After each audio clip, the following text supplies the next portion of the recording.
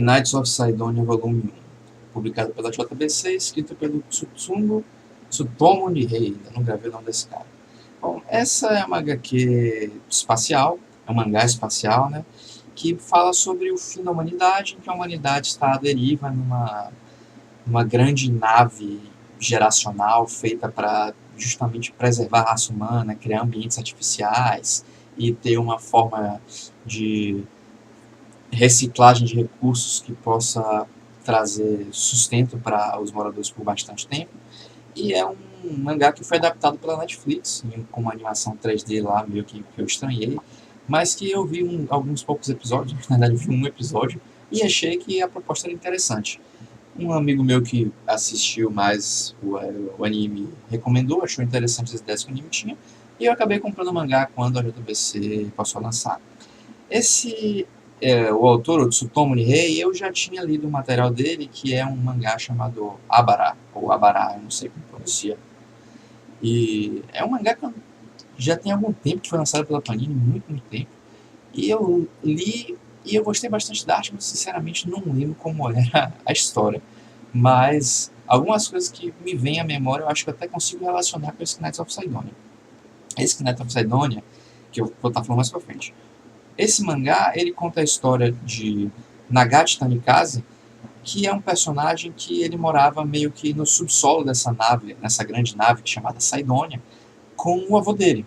E um dia, não tendo comida, ele sai para procurar um pouco de comida, vai para um lugar lá que o avô dele tinha dito que era proibido, e acaba se acidentando, achando um lugar lá com um reservatório de arroz, fugindo de uma galera, se acidentando e é trazido à luz da sociedade de Sidonia, que, pelo que dá a entender, ele não conhecia porque vivia isolado sozinho com o avô.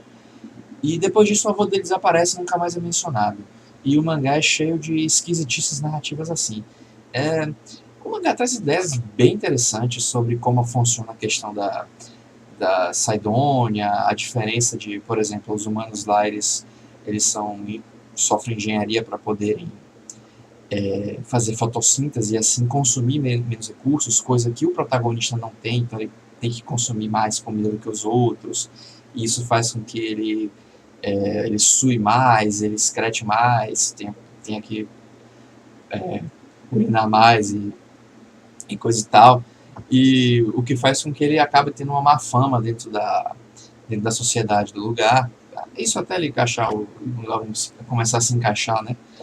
E essa questão de como esse funcionamento do lugar é mostrado de forma interessante, mas eu fico com a impressão de que sempre a história vai sendo cortada quando estaria indo para frente. Não é que a trama não vá para frente, a trama até o autor vai mostrando muito, como por exemplo, é, o protagonista ele logo se alista para fazer parte dos Guardiões, que basicamente é um grupo que pilota mechas e protege Sidonia de umas monstruosidades aparentemente alienígenas, gigantes e de formato vagamente humanoide, que usa uma espécie de apêndices, tentáculos, ou quase como se fossem vermes saindo deles para destruir, atacar humanos, inclusive eles devoram humanos e parecem que absorvem o DNA desses humanos.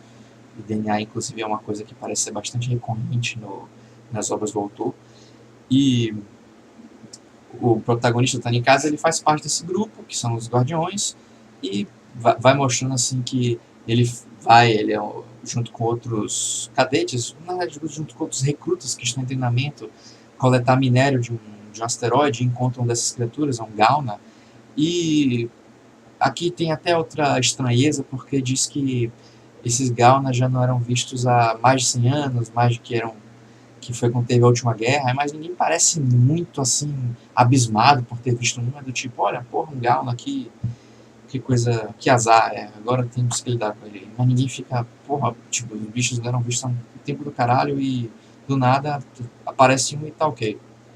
Manda lá os recrutas recuarem e a gente se vira. Mas ainda assim, não é exatamente isso, porque isso é uma inconsistência talvez no roteiro, junto com a própria ambientação do cenário, mas o fato é que o autor parece que vai dando uns cortes no segmento da narrativa que quando o personagem parece que iria ver algo, receber uma explicação de algo, corta para a próxima cena de um jeito que às vezes o leitor nem consegue se situar como a cena está sendo cortada. E é como se a história fosse passada entre vários flashes meio desconexos, em que é difícil tentar entender de fato o dia a dia do personagem. Em um momento ele tá lá saindo da, do lugar lá que ele estava escondido com o avô, aí é capturado por causa de tentou roubar arroz, aí Flash já está em outro canto, sendo alimentado, fala com o advogado, é levado para falar com uma pessoa que ele só vê a pessoa e a pessoa diz, vou lhe mostrar algo, aí mostra uma paisagem da cidade, aí Flash, ele já está no dormitório dele, Flash já tá treinando para ser, já está lá um evento de que a tal da capitã tá falando com os recrutas lá que vão ser os guardiões para treinar nos mechas.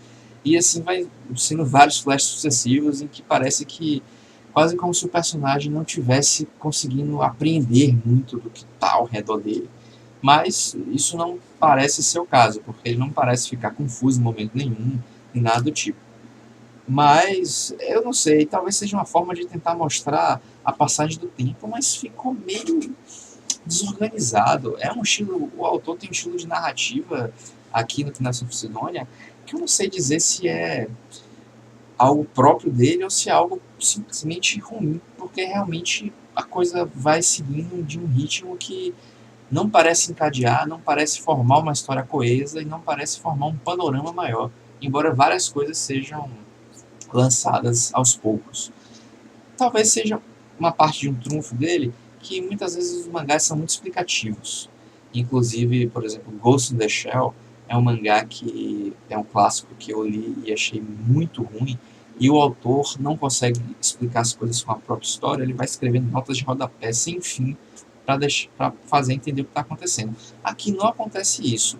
Vai mostrando esses flashes em que nada parece ser muito coeso, explicado, mas quando você chega no final do mangá, você entende mais ou menos o panorama, entende a sociedade como a sociedade acontece, entende como um pouco parte como lida com os recursos, entende a questão do preconceito que o personagem tem em relação aos outros personagens que são humanos. E assim, tá tudo muito em aberto para mim. Eu vi que esse Knights of Sidonia ele tem seus méritos e ele tem pontos interessantes que são realmente coisas que se dá para elogiar. Mas a forma como a história é conduzida ainda me deixou com muitas dúvidas. Tanto pelas inconsistências, como eu falei, em relação aos Gaunas lá, que o autor parece não dar importância ao fato de que os bichos nunca tinham aparecido antes e do nada estão aparecendo. Por muito tempo e do nada estão aparecendo de novo e ninguém parece achar isso algo muito significativo. Quanto essa questão do ritmo, que é meio estranho. É um mangá que eu fiquei curioso e que eu vou estar continuando lendo para estar fazendo os comentários aqui, eu pretendo ler ele todo nesse mês, agora em janeiro. E eu tenho já os 15 volumes, então vou estar dando seguimento misturado com o Guardiões da Galáxia, que deve ter saído ontem em resenha. E assim, mas não é um mangá que eu teria como recomendar para ninguém agora. Eu vi muito pouco dele para estar recomendando. E não foi um mangá que, pelos seus méritos, por ser assim muito bom, eu chegaria ao fim da leitura dizendo, não, isso aqui realmente é um material muito bom e vale a pena ser comprado, como é o caso de, sei lá, Monster do Naoki Urasawa. O Knights of Sidonia me chamou a atenção, me deixou curioso, mas não me encheu os olhos, e eu acho que no final ainda pode se revelar uma obra simplesmente ruim, com algumas características interessantes. Mas é isso que eu tenho para dizer sobre esse volume, e nos próximos dias vai estar saindo as sequências dele. Espero que quem acompanhou tenha curtido, e até o próximo vídeo.